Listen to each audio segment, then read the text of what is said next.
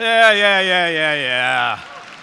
You have no idea what's coming. Stop clapping. The world has a data problem. You all know about this, right? Human beings are shit at data. We're bad at it. There's too damn much of it. We just don't know what to do with it. They're having to make up new terms. Right? In 2011, this only went to exabyte. We had no term for 1,000 to the seventh. A bunch of scientists had to get together and like, what are we going to call this shit? Data's growing really fast.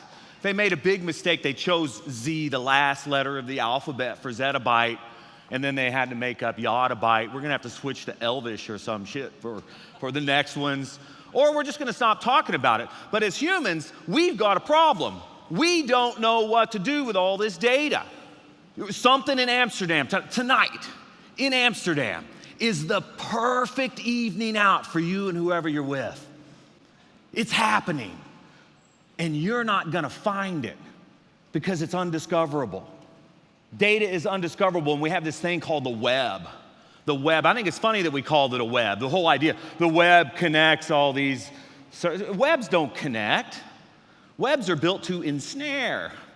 The only thing a web connects is a spider to its prey.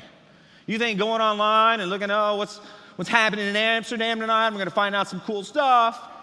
You're not going to get the right answer. You're going to get ads. You're going to get fake news. You're going to get sponsored results. You are going to get the results that enrich the spider, not the ones that are important to you. The web is fundamentally flawed and fundamentally broken. The discoverability mechanism is what the advertisers want you to see. So, what are we going to do to tame all this data? What's good at data?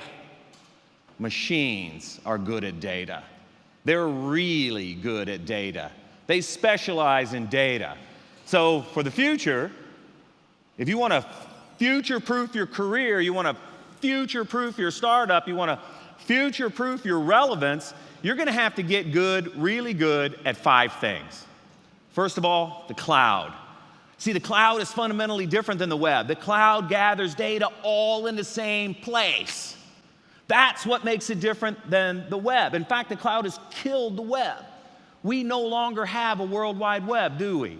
When was the last time any of us, and we're the nerdiest people on the planet, when was the last time any of us bought a PC and installed web server software on it? We don't do that anymore. 10 years, we did it every few weeks. We put it in the cloud. That is what's powering the AI. That's what's empowering the machines. All the data is in the same place. And then, of course, there's ML and AI. They're the things that find patterns in the data. They're the things that make data actionable. We're going to talk about that with some specific examples. And then, of course, there's IoT. The machines, the sensors, the cameras, the surveillance equipment that gathers data, puts it where we need it. And then finally, the new user interface. Beyond the screens, beyond web forms, beyond apps is virtual and augmented reality. And we're going to talk about all these things because this is it. Dude, that's an epic fucking t-shirt right there. Well done, man. Well done.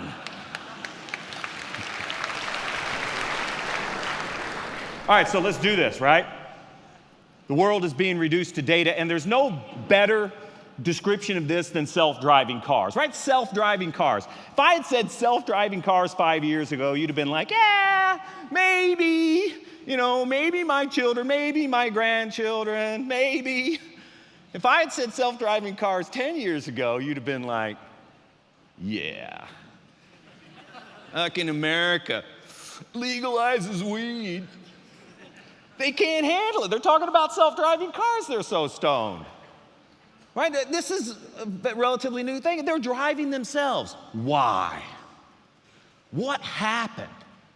They're driving themselves because the entire process of driving a car has been reduced to data.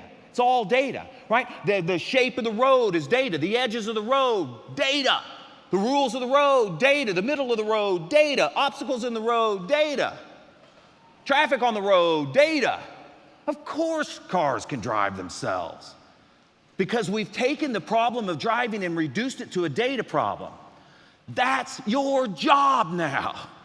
Problem after problem, field after field will be reduced to data. You either do this, or you're at the mercy of the other people who do. And we're doing it field by field. Medicine, it's being reduced to data. The machines are better surgeons. The machines are able to see through the body. The machines don't make any mistakes. The machines don't have 2,300 patients that they have to deal with as people. The machines are perfect. They don't fight with their spouse. They don't get depressed. They don't need sleep. Lawyers. Fucking lawyers, man. The lawyers are gone. Isn't this, I want to just give you a little good news there, just kind of throw that out to you. If you're a lawyer, you're fucked. There's nothing for you in this future. Your whole discipline is data, right? The laws, the books, the legislation, the case precedent. It's all data. You better start being on the teams that programs your replacement so that you can have a future. And if you don't, the rest of us, we don't really care. I'll have a machine, please. Farming, even spies, right? We are reducing field after field after field to data, and when it's reduced to data, the humans have no further role except consuming what the machines give us. So what is this future going to look like? Because it begins to get a little scary. I'm going to talk about 4 problems today because it's all I have time for. 4 problems.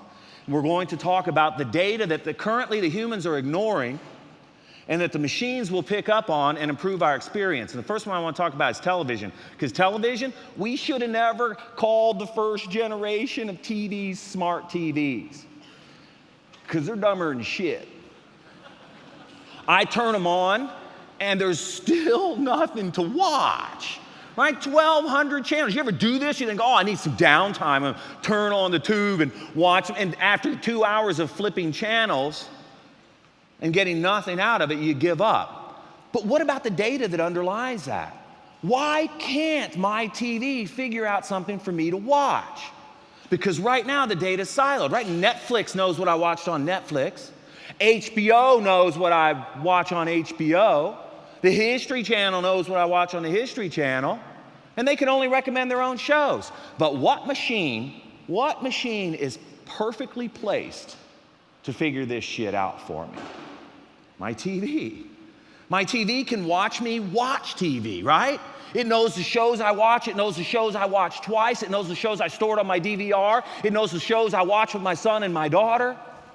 He can ambiently listen like a Cortana or a Siri or an Alexa and realize they're still talking about that episode of Game of Thrones. They really enjoyed that. These are signals. This is data. And the TV is perfectly placed to do this for us.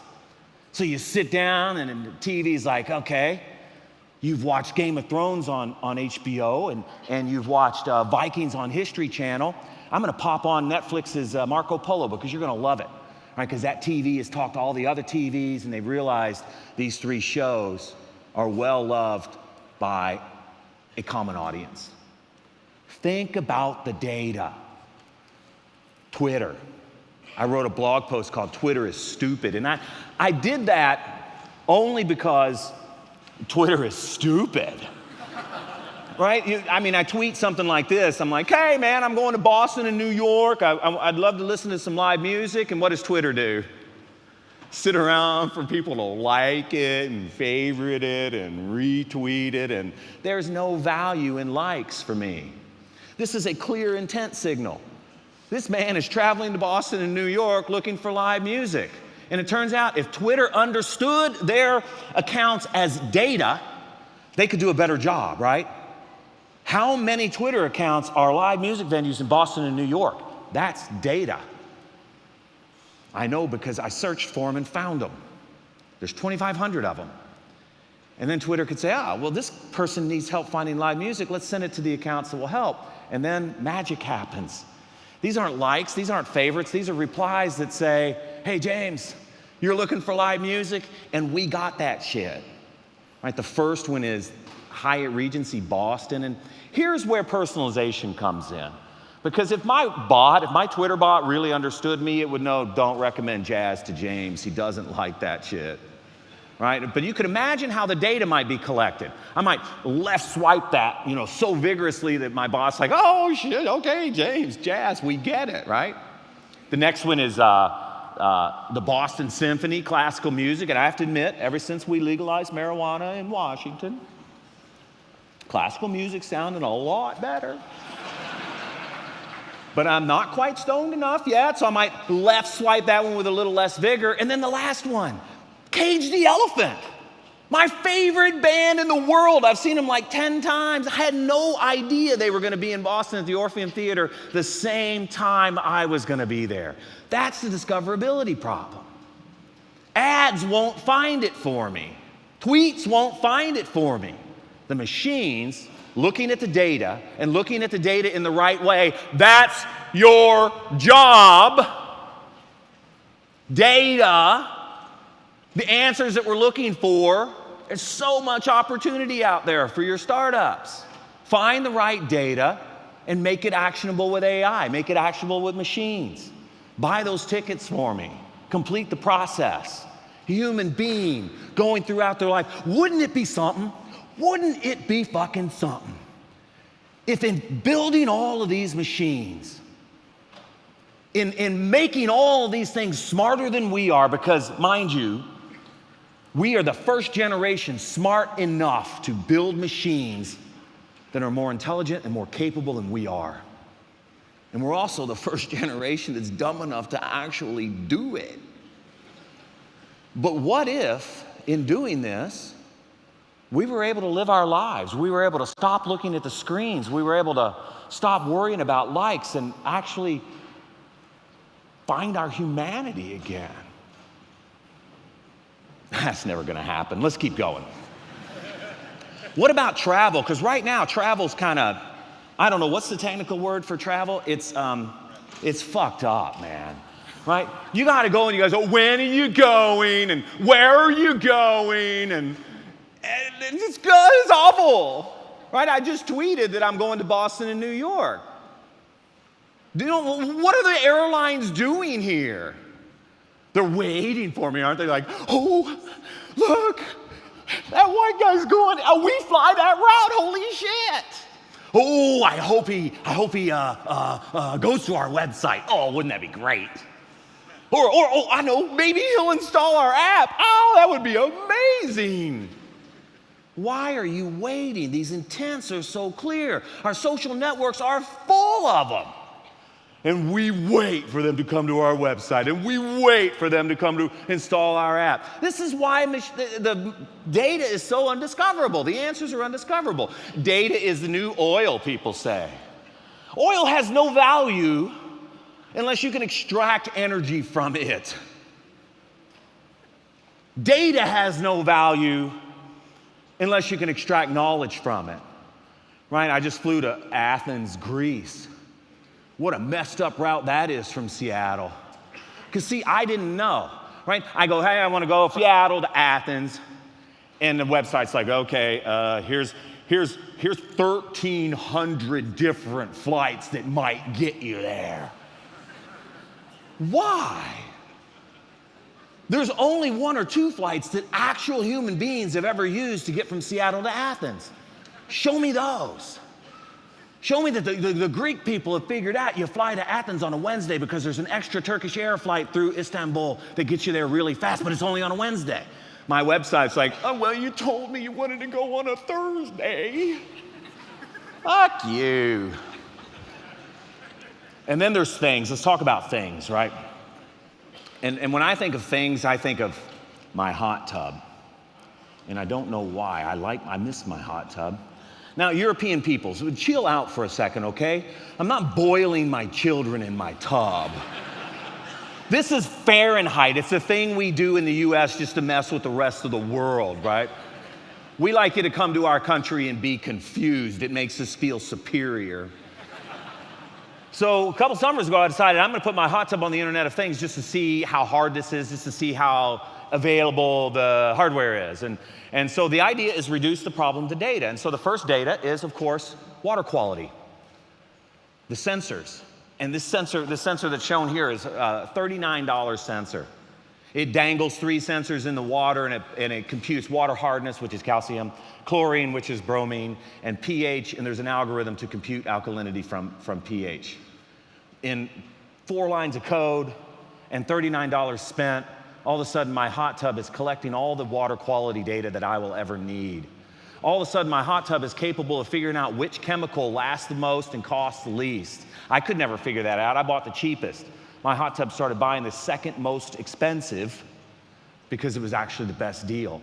The answers were in the data, right? The data about me and my daughter and my son, who are the primary users, the data about which of us leaves behind more undissolved solids. Go on, guess who it is of the 3 of us. Go on, guess. This appalls my daughter because it's her. She's the dirtiest one in the family. I'm sorry, sweetheart, this is data. But she's the dirtiest because she wears makeup and hair product and lotions, and me and my son don't bother with all that stuff, right? And so all of a sudden this data just starts coming out, right? Now I've got a little mechanism for it to inject it in, and it noticed that every time I put in chlorine, I took the lid off. So it started opening its lid. It's a little motor on there, $50 motor, and injects the chlorine and waits for the chlorine to evaporate and all the organic compounds to escape, and then it closes the lid. Pretty freaking cool, right? I figure out what human's in there with another sensor. This sensor was $17. It goes from the bottom of the hot tub to the top of the hot tub, and when you sit in the hot tub, right, your mass displaces water, and I know somebody's in the hot tub, so I don't close the lid on, stuff like that, right? I don't inject chlorine when a human's in there. Right, it's pretty cool. And then it noticed that I displace more water than my son, who displaces more water than my daughter. And now, based on that water displacement, I can identify who is in my hot tub, which is pretty handy. Oh, I got a notification from my hot tub. In fact, I was here in Amsterdam. My hot tub's in Seattle, 4,000 miles away, right? And I get this notification. My hot tub's like, dude, there's 305 pounds of human flesh in me right now. That's what it calls you if I haven't told it your name, right? 305 pounds. I'm thinking, 305 pounds? Who's in my hot tub? Why didn't I install a camera? And then I thought, well, maybe it's 2 people. Yeah, you got it, right? I subtracted my daughter's weight. And I got Dylan. Dylan! If it had been 10 pounds lighter, it'd have been Kevin. I'd have been fine with that scenario. I like Kevin. Dylan, not a fan. And I'm like, shit, I'm 4,000 miles away. What can I do? And I realized I have only one feature that could help. I did it. I'm a terrible father. I'm like, fucking close lid, right? And 5 minutes later, I get a text from my daughter. She's like, Daddy, the hot tub's going crazy. And I said, no, sweetheart. You triggered the chastity protection feature of my hot tub. It's amazing what you learn based on data. I couldn't have figured all this stuff out. My hot tub can. The machines are better at us when it comes to data. The answers are in the data. No matter what you want to do, the answers are in the data, because you're not the only one who's, have you done this? Have you turned 50 yet? Don't. That shit sucks. I turned 50 and one of my friends is like, oh man, 50 is the new 30. And I'm like, fuck you, man. It's not even close to the new 30. 50 sucks. 30's effortless. And so I started searching, right? I work for Google, I work for Bing, I know how to search, and I found the answer. That little needle in that big ass haystack, the fountain of youth is in that data. She found it. He found it. So did I. And here's a promise I can make you. You won't. Because the haystack is too big, and the needle is too small, and the data is too undiscoverable. These are the important problems we need to solve with machines You're not the only one looking for something to do in Amsterdam tonight. You're not the only one doing it. If the machines were in the city, if the machines were in the bars and the venues and the clubs, you'd know the answer. You're not the only one that wants to travel to Mars, right? And you will be, because Mars is going to become a virtual world. The beaches of America and Hawaii and Africa and the Middle East and the Mediterranean, they're all going to become smart, and they're all going to become virtual worlds that you can visit as a human hologram. So, what are they going to be? Algorithms, bots, robots, cyborgs, androids? What are we going to call them? I don't know. But we are going to reduce the entire world to data. People, places, and things. We will be able to enter cyberspace, and cyberspace will be able to enter into the real world because it's all freaking data. This future is coming. Are you gonna meet it? Or are you gonna wait for someone else to invent it? Make no mistake, this future is much closer than any of you think. My name is James Whittaker. I work for Microsoft. Peace. I did laugh.